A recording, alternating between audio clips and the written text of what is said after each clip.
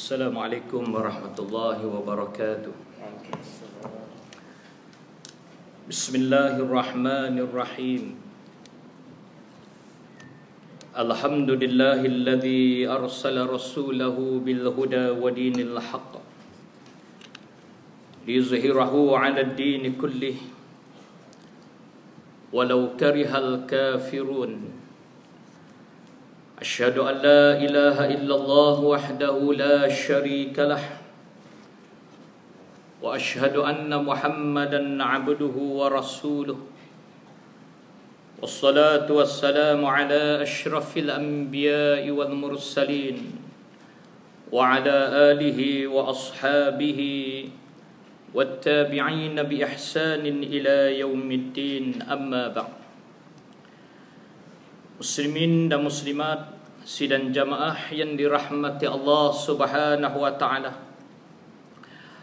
Alhamdulillah, bersyukur kehadrat Allah Subhanahu wa taala.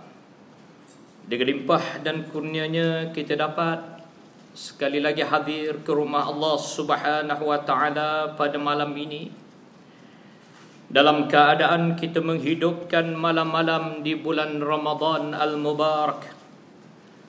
Mudah-mudahan segala amalan yang kita lakukan, yang kita kerjakan di dalam bulan yang penuh dengan keberkatan ini akan digandakan ganjarannya oleh Allah Subhanahu wa taala.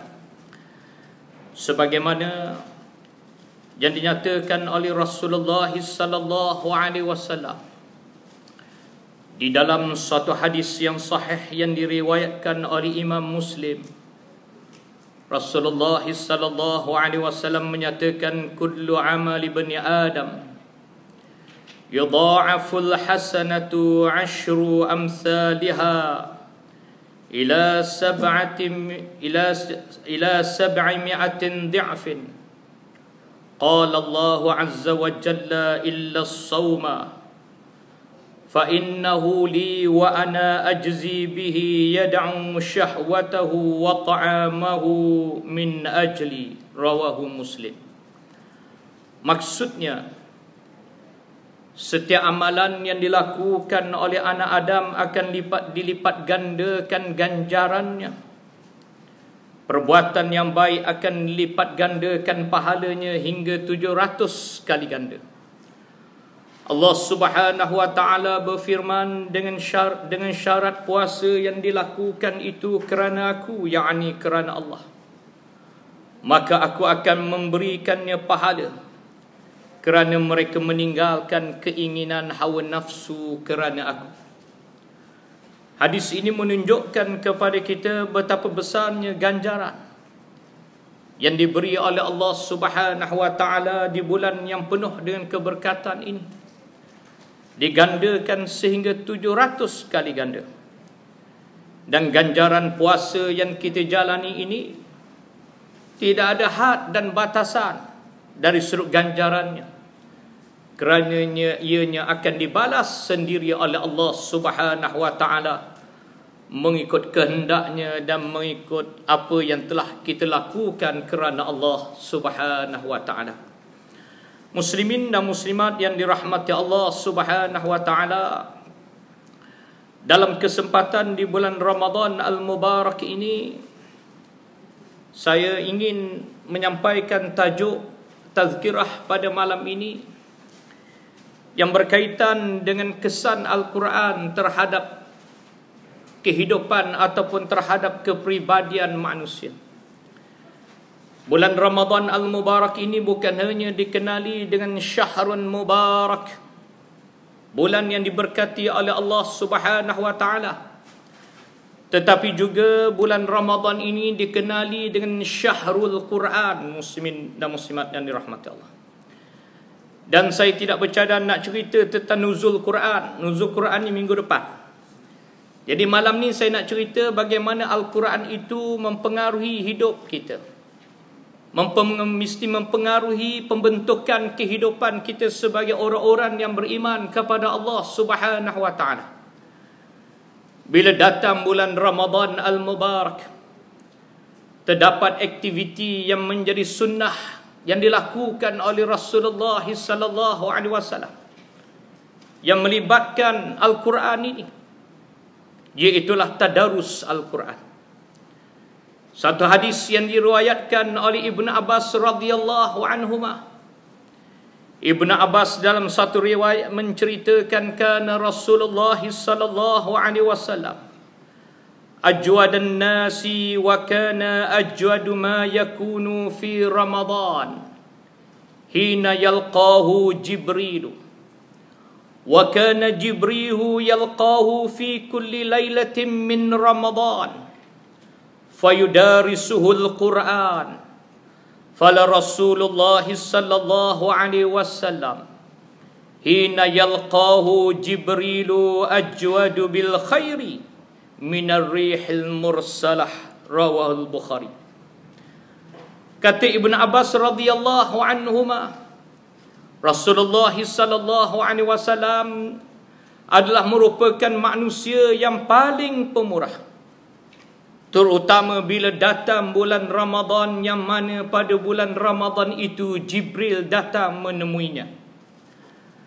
Dan ketika mana datangnya Ramadan itu, Jibril datang pada setiap malam di bulan Ramadan dalam keadaan dia bertadarus Al-Quran dengan Rasulullah sallallahu alaihi wasallam. Sesungguhnya Rasulullah sallallahu alaihi wasallam orang yang paling pemurah dengan kebaikan, yakni orang yang memerlukan pertolongan akan ditolongnya, lebih laju daripada tiupan angin. Hadis yang diriwayatkan oleh Imam Bukhari. Berdasarkan kepada hadis ini, ada dua aktiviti penting yang mana dilakukan oleh Rasulullah sallallahu alaihi wasallam bila datangnya Ramadan ini. Yang pertama, ketika mana Ibnu Abbas radhiyallahu anhuma membicarakan hadis ini, meriwayatkan hadis ini, dia menceritakan tentang sifat pemurahnya Rasulullah sallallahu alaihi wasallam. Kemurahan Rasulullah sallallahu alaihi wasallam ini, kata hadis ini, lebih laju daripada tiupan angin. Kalau nak banding angin yang laju dah angin tu, tapi pemurahnya Rasulullah lagi laju daripada tiupan angin. Itu ibaratnya. Maksudnya Rasulullah sallallahu alaihi wasallam bila ada orang yang memohonkan pertolongan, dia menyegerakan pertolongan itu. Di luar Ramadan dialah pemurah, dalam Ramadan lagi-lagi pemurah. Yang keduanya yang diriwayatkan dalam hadis ini berkenaan dengan aktiviti Rasulullah sallallahu alaihi wasallam di sepanjang bulan Ramadan al-Mubarak, iaitulah bertadarus Al-Quran. Tadarus Al-Quran yang dijalankan oleh Rasulullah sallallahu alaihi wasallam ini bukan dalam keadaan berseorangan, tetapi dia melakukannya bersama dengan malaikat Jibril. Disebut dalam hadis ini bagaimana Jibril alaihissalam turun fi kulli lailatin min Ramadan, pada tiap malam bulan Ramadan Jibril turun. Dia buat apa? Fayudarisuhul Quran, dia bertadarus Quran dengan Rasulullah sallallahu alaihi wasallam. Hadis ini tidak menceritakan Jibril turun pada waktu siang, tak ada. Tapi hadis ini menceritakan Jibril turun pada waktu malam, fi kulli lailatin min Ramadan, pada tiap-tiap malam bulan Ramadan. Dan inilah yang dilakukan saban tahun di antara Rasulullah sallallahu alaihi wasallam dengan malaikat Jibril alaihissalam. Namun di sana ada riwayat yang lain yang diriwayatkan oleh Abu Hurairah radhiyallahu anhu.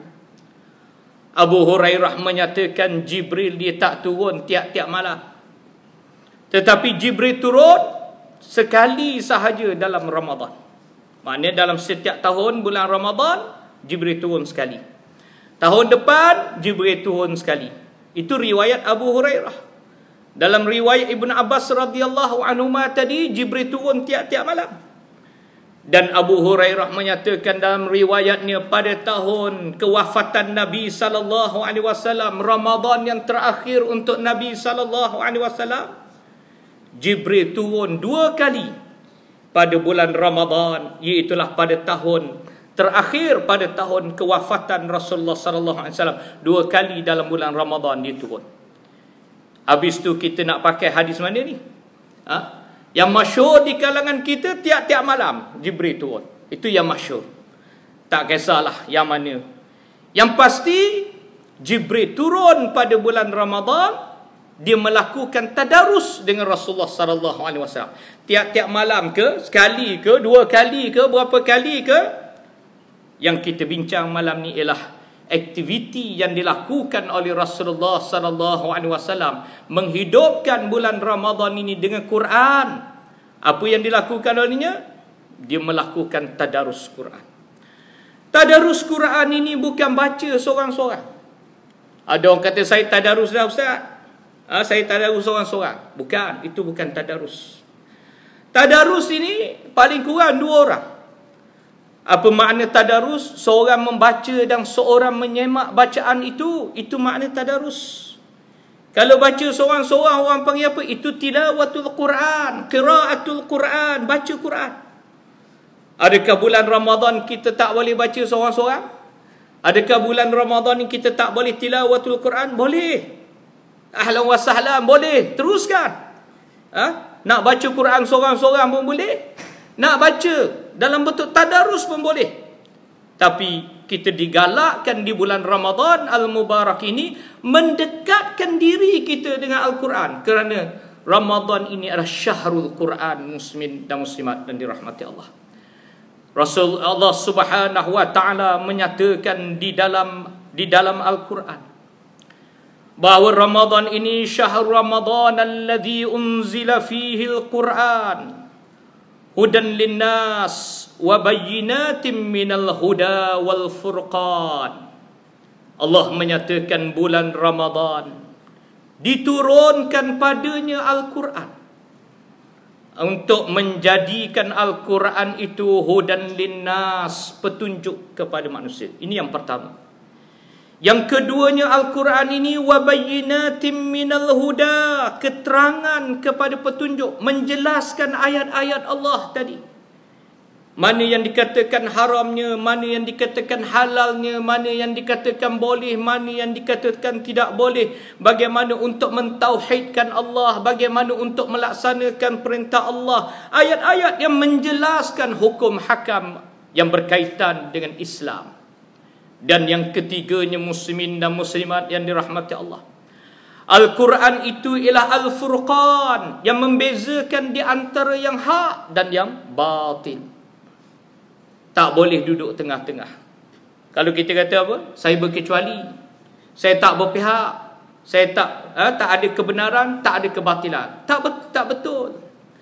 Islam ini hanya 2, al-haqqu wal batil. Kebenaran ataupun kebatilan. Duduk tengah-tengah tak boleh, tak ada.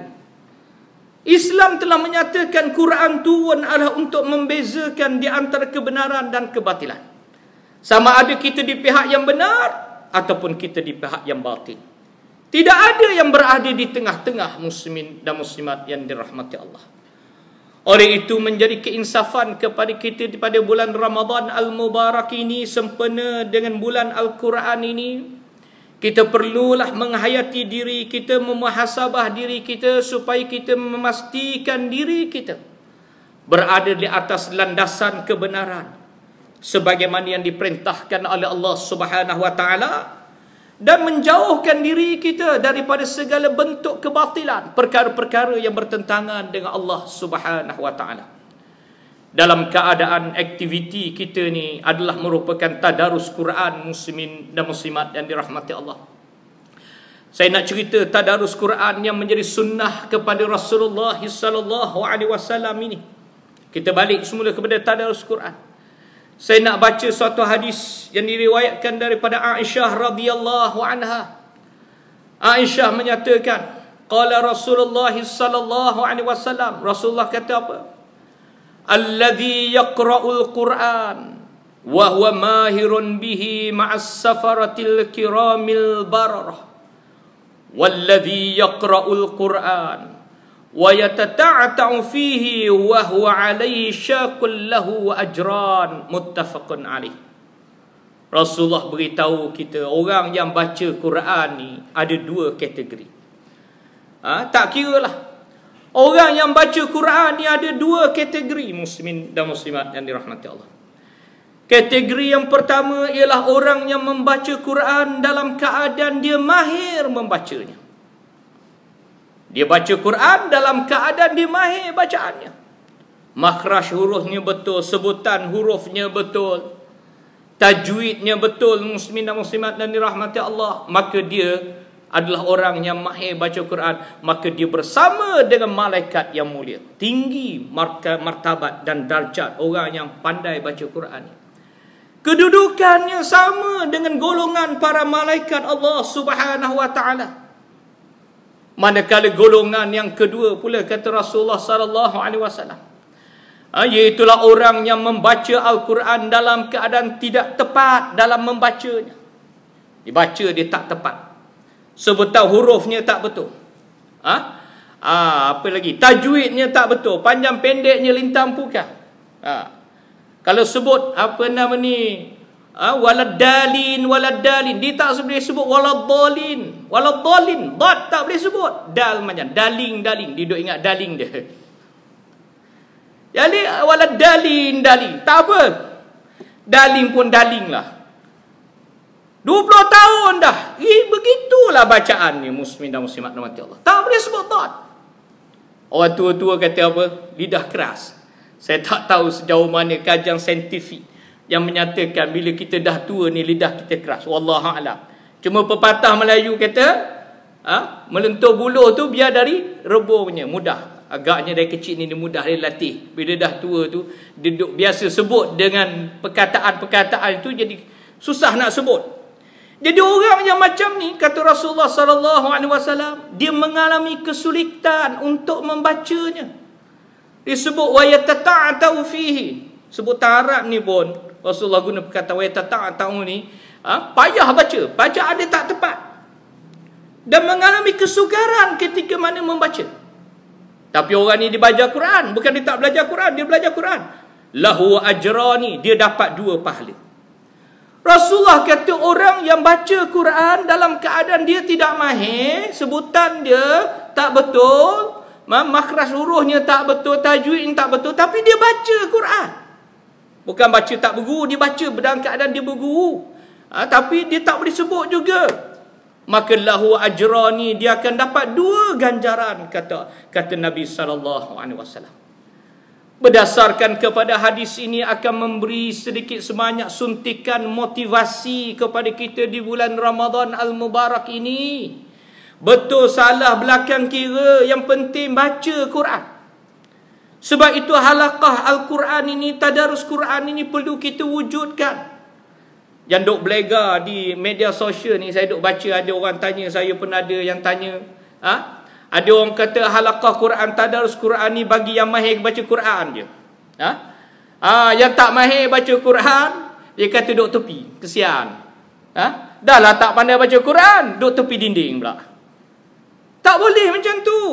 Yang tak pandai ni, invite dia masuk dalam grup halaqah ni. Masuk dalam grup halaqah ni. Sebab kita nak praktis apa yang dinyatakan oleh Rasulullah sallallahu alaihi wasallam. Kan grup halaqah Quran kita, dia ada tok penghulu, ketua halaqah, kan? Jangan bagi ketua halaqah tu jenis ya tata'u tadi. Jangan yang jenis baca berselerak, jangan bagi yang mahir baca Quran, ketua tu, kepala tu. Maka yang tak pandai baca Quran ni, kita jangan dera dia, bagilah dia baca 1 ayat. Masing-masing pakat betul. Ada orang kata halaqah Quran, tadarus Quran ni tak ada tok guru. Itulah tok gurunya. 3-4 orang yang pandai baca Quran, yang duduk dalam tu, itulah guru Qurannya, yang akan memperbetulkan silap salah sahabatnya yang sedang membaca Al-Quran itu. Jadi yang tak pandai baca, bagi sikit dia baca 1 ayat. Nampak laju sikit, minggu depan naik 2 ayat. Jangan hentam terus bagi 1 muka surat. Hancur. Tunggu setengah jam tak habis lagi. Duk betul dia je. Kalau nak betul itu mengaji lain. Ini halaqah dulu. Jadi muslimin dan muslimat rahmati Allah, kita belajar Al-Quran dalam halaqah. Dan jangan pinggirkan sahabat-sahabat yang tak lancar baca Quran, ataupun yang tak mampu nak baca Quran.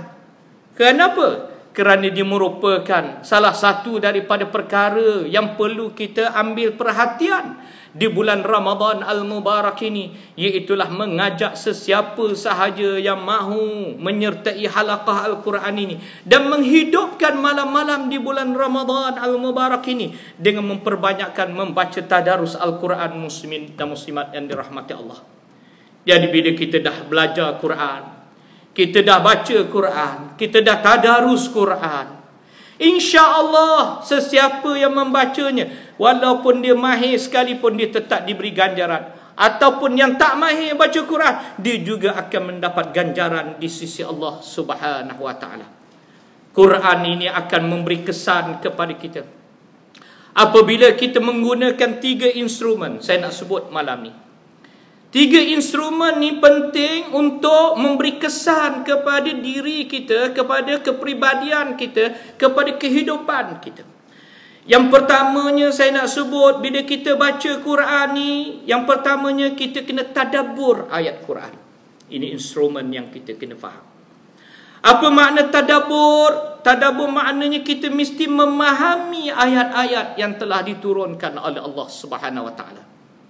Heavy ke? Tak. Kita ada tafsir Quran. Kita ada tok guru Quran. Orang boleh mengajar Quran. Kita perlu faham kehendak ayat ini. Tengok tafsir Quran. Jadi untuk membantu tadabbur ni, saya nak bagi satu cadangan soalan dia. Soalan ni apa? Kita kena tanya diri kita, apa yang dikehendaki oleh ayat ini untuk ke atas aku? Allah nak suruh aku buat apa berdasarkan pada ayat ni? Tuhan nak suruh buat apa ni ayat ni? Baca tengok. Kan? Tuhan kata apa ni? Dia nak suruh aku buat apa ni? Sama ada nak suruh aku buat ke, nak suruh aku tinggal ke? Itu makna tadabbur. Kita memahami ayat-ayat yang diturunkan oleh Allah Subhanahu wa taala. Sikit lagi. Yang kedua, instrumen yang kedua. Yang keduanya muslimin dan muslimat yang dirahmati Allah, ta'ammul. Ta'ammul.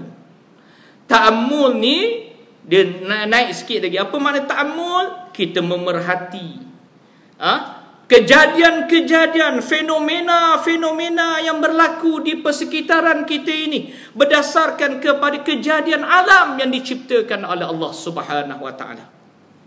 Bagaimana perubahan malam dan siang, naiknya matahari daripada timur turun ke barat, fenomena yang berlaku, gempa bumi dan sebagainya.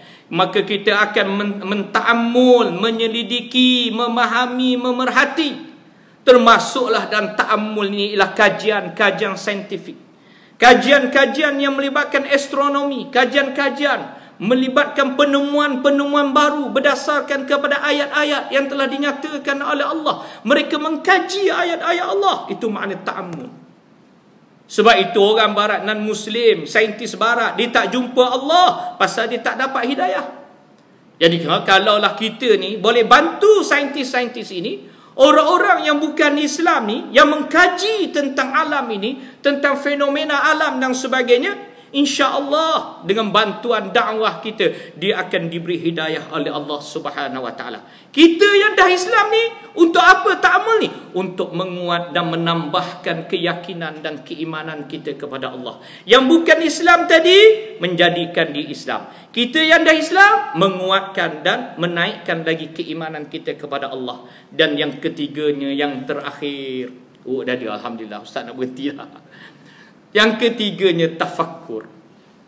Tafakkur ni kita melihat bagaimana penciptaan Allah Subhanahu wa taala. Bunga yang kembang, yang mekar, cantik bunga ini. Ingat kebesaran Allah. Pergi tepi-tepi laut, tengok ombak, cantiknya ombak, renung balik tentang ciptaan Allah, mengenangkan keagungan Allah, berfikir tentang keagungan Allah, kita dapat pahala.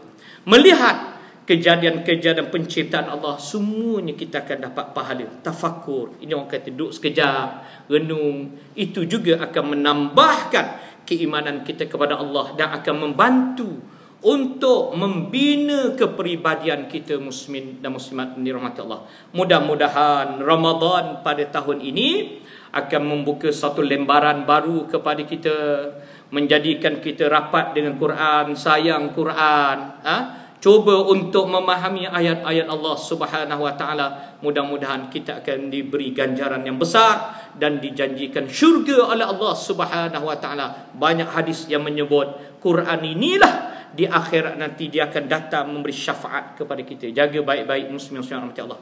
Kalau kita tak jaga Quran sekarang, Quran tak jaga kita. Tapi kalau kita jaga Quran, baca Quran, beramal dengan Quran, Quran inilah di hari akhirat nanti, di hadapan mizan Allah, dia datang memberi syafaat untuk kita muslimin dan muslimat Allah. InsyaAllah, mudah-mudahan kita jaga Quran dan Quran akan beri syafaat untuk kita. Sekarang itulah sahaja tazkirah saya pada malam ini. Mudah-mudahan ada manfaatnya insya-Allah. Aku qauli hadza wa astaghfirullahal azim li wa lakum. Assalamualaikum warahmatullahi wabarakatuh.